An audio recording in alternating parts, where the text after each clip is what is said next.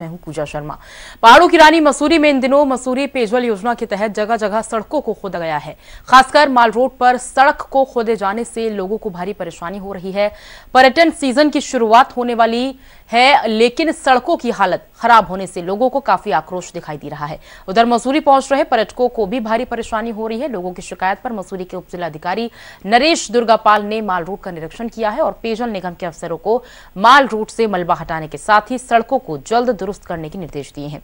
SDM ने कहा है कि विभागीय अधिकारियों को महज 100 मीटर रोड खोदने का कहा गया था, लेकिन ऐसा नहीं किया गया है। इस बात पर एसडीएम ने नाराजगी जताई है। उन्होंने कहा है कि जल्द ही पेयजल योजना का काम पूरा हो जाएगा।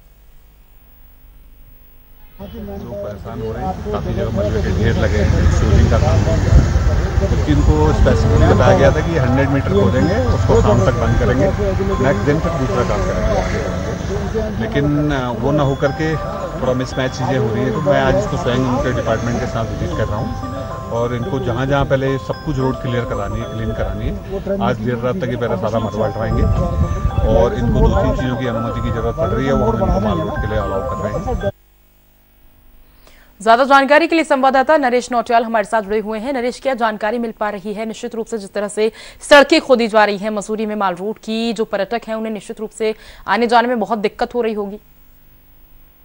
बिल्कुल, देखिए, मैं जैसे अभी जो माल रोड के अंदर काम चल रहा है, पूरे मसूरी के अंदर जो काम चल रहा है इस समय खोदने का, वो बहुत ही दुर्भाग्यपूर्ण है। ये बात जरूरी है कि इस समय जो पहले जो यमुना मसूरी पंपिंग योजना थी, बहुत बड़ी सौगात मसूरी को मिली है कि जो यहाँ पे जो दिक्कतें होती थी मसूरी में पानी की, वो दूर होगी इस पंपिंग योजना से। लेकिन स्थिति इतनी खराब है कि इस समय जहाँ पर चारों तरफ जितने भी मसूरी की जो रोडें है खोदी गई है, जगह जगह पे धूल हो रही है, मलबा जगह जगह पे पड़ा हुआ है। ऐसे में यातायात तो बाधित हो रहा है, लेकिन जो पर्यटक मसूरी में आ रहे हैं उनको भी असुविधाएं हो रही है।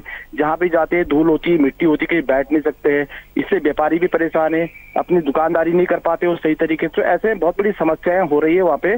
और उसके बाद जब यहाँ पे जब एसडीएम ने निरीक्षण किया है माल रोड का, या जगह जगह पे जो जितनी भी सड़कें खुदी हुई है, खास तौर पर मसूरी की जो बात करें तो मसूरी में माल रोड सबसे महत्वपूर्ण चीज है, जहाँ पे लोग जो टूरिस्ट है, जो पर्यटक जो रात दिन वहाँ पे घूमते, उसकी बड़ी दयनीय स्थिति इस समय हो रही है। तो जब एसडीएम दुर्गापाल जिन्हें निरीक्षण किया है वहाँ पे, तो उन्होंने देखा है कि जगह जगह पे मलबा पड़ा हुआ है, खोद रखी है, उसको पूरी तरह से भरा नहीं गया है। तो उन्होंने कहा है कि तुम्हें 100 मीटर का आदेश दी गई थी कि 100 मीटर खोदने के बाद इसको भर दिया जाए, लेकिन ऐसा नहीं हुआ, जो बहुत ही दुर्भाग्यपूर्ण है।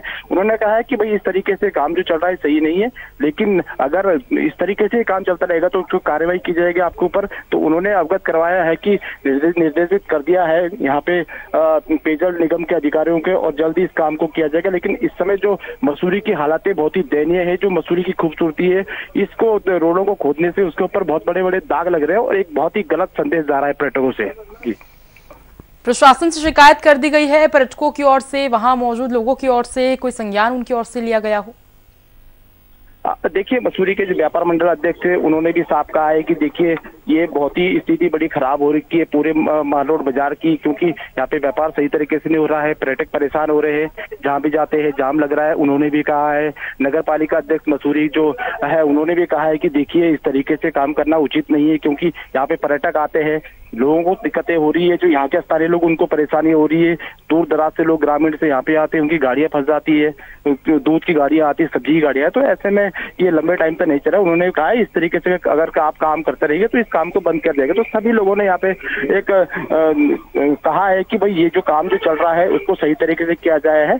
जितने भी यहाँ पे है, जो यहाँ पे जो उत्तराखंड एसोसिएशन के जो होटल एसोसिएशन के अध्यक्ष है रजत संदीप सानी जी, उन्होंने भी कहा है कि देखिए जो ये मसूरी में जो गंदा इस समय दिख रहा है, दाग लग रहे हैं खूबसूरती पे, ये उचित नहीं है। तो सभी लोगों ने नाराजगी व्यक्त की है और निश्चित तौर पर जिस तरीके से एसडीएम ने कहा है कि इनको निर्देशित कर दिया गया है, तो उन्होंने कहा है कि जो 20 मार्च तक इस काम को पूर्ण कर दिया जाएगा और जो पहले की तरह जो मसूरी की जो माल रोड खूबसूरत दिखती थी और 20 तारीख के बाद ही खूबसूरत दिखनी शुरू हो जाएगी। ठीक है, बहुत बहुत शुक्रिया करेंगे नरेश आपका इस पूरी जानकारी को साझा करने के लिए। नैनीताल की सूखाताल झील में हो रहे सौंदर्यीकरण और निर्माण कार्यों पर रोक लगाए जाने को लेकर दायर जनहित याचिका में हाईकोर्ट ने संज्ञान लिया है। कोर्ट ने पीडब्ल्यूडी विभाग, सचिव सिंचाई और कुमाऊं कमिश्नर और नैनीताल के जिलाधिकारी से 21 मार्च तक स्थिति स्पष्ट करने को कहा है। यानी अब इस मामले में 21 मार्च को सुनवाई होगी। आपको बता दें कि नैनीताल निवासी जीपी शाह ने कोर्ट को अवगत कराया था कि नैनी झील की रिचार्ज स्रोत सूखाताल में भारी भरकम निर्माण होने से झील के प्राकृतिक स्रोत बंद होने के कगार पर है। झील के आसपास अवैध ढंग से निर्माण हो रहा है।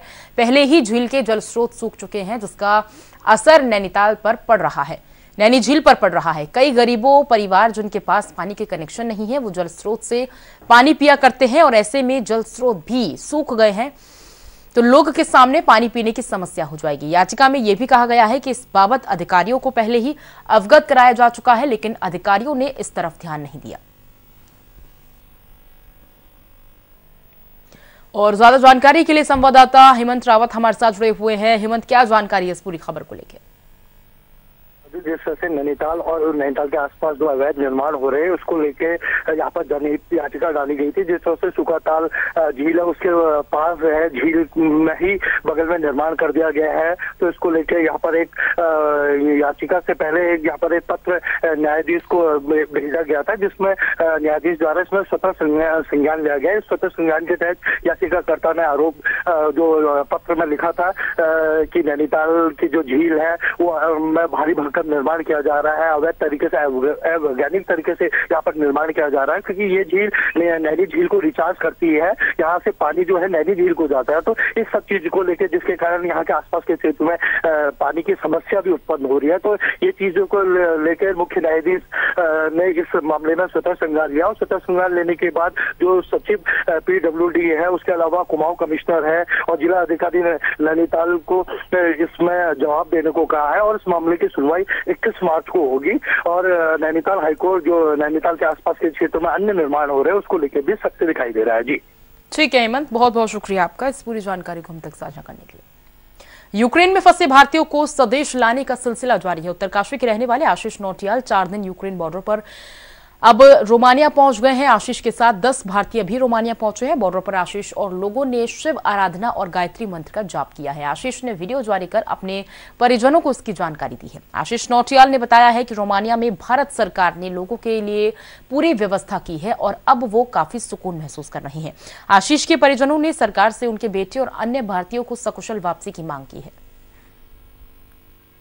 My name is Ashish Nautiyal and he is my friend Nikhil Kumar Jadhav और हम दोनों एक ही कॉलेज से टर्नोपिल नेशनल मेडिकल यूनिवर्सिटी से 4th ईयर के स्टूडेंट हैं और ये गुजरात से हैं और मैं उत्तराखंड से हूँ। जैसा कि यूक्रेन और रशिया के कॉन्फ्लिक्ट के बारे में आपको पता ही है कि यूक्रेन में कितनी ट्रेजेडी हो रही है इस टाइम पे, कितना वार का सिचुएशन है, तो उसमें हमें वहाँ से इवैक्यूएट करने के लिए जो इंडियन एम्बेसी के थ्रू ये इवैक्यूएशन जो मुहिम चलाई गई है वो उसका हम काफ़ी अप्रिशिएट करते हैं। और तो परसों जैसा कि हम यूक्रेन के जो बॉर्डर हैं, यूक्रेन रोमानिया के बॉर्डर, वहाँ से हम 3 दिन का हमने वहाँ पे स्ट्रगल किया था। हमारा वहाँ पे नंबर नहीं आ रहा था एंट्री के लिए, तो हम परसों 1 मार्च को हम यहाँ पे आए हैं रोमानियन बॉर्डर के अंदर और अभी हम रोमानियन में एक शेल्टर है रोमानिया में, वहाँ पे हैं। तो मैं निखिल से जानना चाहूँगा कि निखिल आपको यहाँ पे कैसा लग रहा है? हेलो जी, मेरा नाम निखिल है। मैं गुजरात सूरत से हूँ और टर्नोपिल सिटी से यूक्रेन में से आया हूँ और यहाँ पे रोमानिया में जो शेल्टर है बहुत ही बढ़िया है। यहाँ की व्यवस्था है वो सब बहुत अच्छी तरीके से की जा गई है। प्लस यहाँ पे जो खाना, फूड, वाटर सप्लाई, जो नेसेसरी थिंग्स है डेली के, वे बहुत सही है। कोई दिक्कत वाली बात नहीं है आपको यहाँ पे रखने में, मतलब बहुत सही चीज़ें हैं। आपको यहाँ के लोगों का बिहेवियर कैसा लगा? यहाँ के लोग बहुत हेल्पफुल है, हमारी हेल्प कर रही है। हमें जो भी चीज़ चाहिए, जैसे कि कुछ चीज़ सिम कार्ड चाहिए वो भी हमें प्रोवाइड कर रहे हैं और हमें पूरी सब तरीके से हेल्प कर रहे हैं। हम आई थिंक यहाँ पे सुबह 2 या 3 बजे आए थे 1 मार्च को, तब भी हमको खाना प्रोवाइड किया गया था। खाना भी बढ़िया बनाया हुआ था, गर्म खाना वो प्रोवाइड कर रहे हैं सब, मतलब ब्रेकफास्ट, लंच, डिनर, पानी, सब पानी में भी वेराइटीज़ सब प्रोवाइड कर रहे, जूस सब। और यहाँ पे हर स्टेट के बच्चे हैं, हर स्टेट के, इंडिया के ऑल ओवर स्टेट के। मोस्ट प्रोबेबली ज़्यादा बच्चे यहाँ पे हमने देखे हैं गुजरात से हैं, महाराष्ट्र से हैं, MP से हैं। मैं उत्तराखंड से हूँ और हम टोटल यहाँ पे इस शेल्टर में 160 स्टूडेंट हैं और ऐसे कई यहाँ पे शेल्टर बनाए गए हैं, जैसे कि 5 से 6 शेल्टर हैं और हर दिन यहाँ से डिपोर्ट होते हैं 6000 के आसपास बच्चे हर दिन यहाँ से डिपार्चर होता है, और तो हमें काफ़ी अच्छा लगा है यहाँ पे। और ज्यादा जानकारी के लिए सुनील थपलियाल हमारे साथ जुड़े हुए हैं। सुनील, कई ऐसे बच्चे जो कि यूक्रेन में अभी भी हैं और क्या कुछ उन्हें वहां पर व्यवस्थाएं मिल पा रही हैं, वो लगातार वीडियो कॉन्फ्रेंसिंग के जरिए अपने परिजनों के साथ जुड़े हुए हैं, लेकिन अभी भी कह सकते हैं कि चिंता और शिकस्त उनके माथे पर साफ तौर से दिखती है। जी बिल्कुल, कहीं ना कहीं है जिस तरह से उत्तराखंड के भले ही जो है 30 से 35 बच्चे जो है वो पहुंच गए हों, लेकिन अभी कई बच्चे हैं जो यूक्रेन में हैं। और उसके अलावा जिस तरह से हम लोगों को वीडियो उपलब्ध हुई है, लोग जो है वहाँ पे जो बच्चे हैं वो ये इंडिया के नहीं अन्य उसके राज्य देश के जो है वो भी जो है गायत्री मंत्र की आराधना कर रहे हैं। भारत ये रूस का और जो यूक्रेन का जो युद्ध चल रहा है उसमें जो है वो किसी न किसी तरह से जो है विराम आए उस पे। तो कहीं ना कहीं जो यहाँ के जो लोग हैं वो बड़े परेशान हैं, खास तौर पे जो परिजन हैं वो चिंतित है कि उनके बच्चे जो है किसी तरह से वापस आए। तो ये एक जरूर उत्तरकाशी के लिए खुशी की बात है कि आशीष नौटियाल जो नाम का जो युवक वहाँ है, जो डॉक्टरी कर रहा है, 4थे साल में है, फोर्थ उसका जो है वहां पर पहुंचा हुआ है। तो वो उसकी जो है बात हुई है और वो रोमानिया पहुंचा है और उसको जो है अब इंडिया वापस आना है। तो उनमें काफी खुशी है और परिजन बड़े इंतजार कर रहे हैं कि कब उनके बच्चे पहुंचते हैं। इसी तरह से उत्तरकाशी का पुरोला के 2 बच्चे हैं, एक बालिका और एक बालक है, वो अभी तक नहीं पहुंच पाए हैं। उनके परिजन बड़े चिंतित है, वो परेशान है कि उनके बच्चे जो है किसी तरह से जो है इंडिया पहुंच जाए। तो कहीं ना कहीं परिजनों में सिकन है, लेकिन जो बच्चे हैं वो उनमें आस है कि उनको जो है इंडिया वापस इंडिया गवर्नमेंट लेके आएगी। जी बिल्कुल। और देखिए सुनील, जो रोमानिया में इस वक्त कुछ छात्र मौजूद हैं, अभी सुन रहे थे हम उनकी प्रतिक्रियाएं कि उन्हें तमाम तरह की व्यवस्थाएं वहां पर सुनिश्चित कराई जा रही हैं, मुहैया कराई जा रही हैं, परेशानी किसी प्रकार की उनके भीतर नहीं है। जी बिल्कुल, जिस तरह से हमारी भी बात हुई थी उनके परिजनों से और जो बच्चा वहां बाहर है उनसे भी हमारी लगातार जो है बात हुई है, उसमें ये जरूर मान रहे हैं कि एमएनसी जो इंडियन एमएनसी है वो भी जो है पूरी तरह से सपोर्ट कर रही है। और केंद्रीय मंत्री जो है वहां पर जो है पहुंचे हुए हैं, वो उनका स्वागत कर रहे हैं, उनकी पूरी व्यवस्थाएं देख रहे हैं। तो कहीं ना कहीं जरूर ये है कि जब तक इंडिया वापस नहीं पहुंच जाते तब तक उनके परिजनों में चिंता बनी हुई है कि किसी तरह से उनके बच्चे वापस आए, क्योंकि वहां लगातार जो है गोले दागे जा रहे हैं, वहां पे बड़ा नुकसान भी हो रहा है। तो बच्चे जो है चिंतित भी हैं, परिजन चाहते हैं कि उनके बच्चे पहुंचे इंडिया। जी ठीक है सुनील, शुक्रिया आपका पूरी जानकारी साझा करने के लिए। उधम सिंह नगर जिले के जसपुर का रहने वाला छात्र दिव्यांशु चौहान यूक्रेन में फंसा हुआ है। दिव्यांशु के माता पिता को अपने बच्चे की चिंता सता रही है। परिजनों के मुताबिक दिव्यांशु से उनकी वीडियो कॉल पर बातचीत हुई थी। दिव्यांशु ने परेशानियों के बारे में उन्हें बताया था। वो सूमी शहर में मेडिकल की पढ़ाई करने गया था। दिव्यांशु ने बताया कि वो हॉस्टल में ही है। शहर में कर्फ्यू लगे होने के कारण बाहर जाना मना है और उनके पास खाने पीने का सामान भी खत्म हो रहा है। दिव्यांशु के परिजनों का कहना है कि वहां की स्थिति काफी नाजुक बनी हुई है। दिव्यांशु के परिजनों ने सरकार से गुहार लगाई है कि सभी भारतीय छात्रों को यूक्रेन से सकुशल वापस लाया जाए। सरकार से ही मांग है कि हमारे बच्चों को जल्दी जल्दी बुलाया जाए और वहाँ स्थिति ज्यादा खराब है, हमारे बच्चों को ज्यादा परेशानी खतरा है। इसलिए सरकार से बार बार यही मांग है हमारी कि जल्दी से जल्दी हमारे बच्चे के साथ और जो देशवासी फंसे हुए हैं उन सबको भी बुलाया जाए। स्थिति यह है कि एक अपने रूम में है, उससे बाहर नहीं निकल सकते और बाहर जाने पर गोली मारने का आदेश है, इसलिए बच्चे बहुत डरे हुए हैं। तो कृपा करके उन्हें बुलाया जाए। खत्म हो गई है और वो पानी भी बंद हो गया जब से वहाँ का वो पानी का रास्ता बंद हुआ है, बिजली भी खत्म हो गई है। उत्तराखंड बीजेपी में जबरदस्त कलह मची हुई है। पार्टी के कुछ विधायकों ने पार्टी संगठन के कुछ नेताओं पर चुनाव में भीतरघात का आरोप लगाया है। बीजेपी में मची इस कलह के बाद आलाकमान वरिष्ठ नेताओं को दिल्ली तलब कर रहा है। पहले सीएम धामी और फिर रमेश पोखरियाल को दिल्ली बुलाया गया है। इसके बाद एक बार फिर सीएम धामी को दिल्ली बुलाया गया। माना जा रहा है कि हालात को बेकाबू में करने के लिए पार्टी आलाकमान से उन्हें दिशा निर्देश मिल सकते हैं।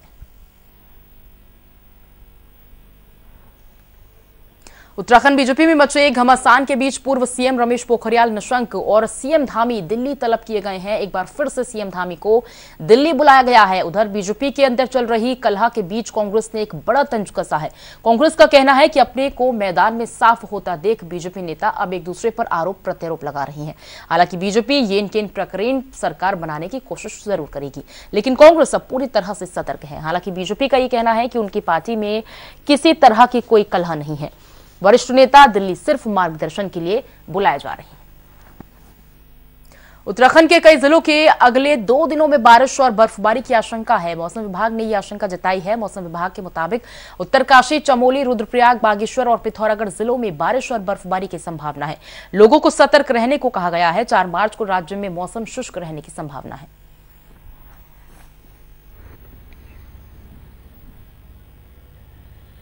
डाली डाली फूलों की तारीख जो है मार्च में, तो 3 तारीख को जो है एक हल्का पश्चिमी विक्षोभ है वो निकल रहा है और उसकी वजह से कुछ गतिविधियां मौसम की उत्तराखंड में देखने को मिलेगी। तो उस पश्चिमी विक्षोभ के निकलने से आप देखेंगे जो गढ़वाल क्षेत्र है हमारा, उसमें कुछ जगहों में गरज चमक के साथ हल्की बारिश जो है वो देखने को मिलेगी कुछ जगहों में। और कुमाऊं क्षेत्र में जो अंदर के डिस्ट्रिक्ट है जिसमें कि पिथौरागढ़ और बागेश्वर आएंगे, तो उनमें भी इसी तरह की गतिविधियां गरज चमक के साथ कुछ जगहों में जो है बारिश वो देखने को मिलेगी। और इसी के साथ फिलहाल बुलेटिन में बस इतना ही, लेकिन सहारा समय पर उत्तर प्रदेश और उत्तराखंड की खबरों के अलावा देश और दुनिया की ताजा तरीन खबरों के लिए आप लॉग ऑन कर सकते हैं हमारी वेबसाइट samylive.com।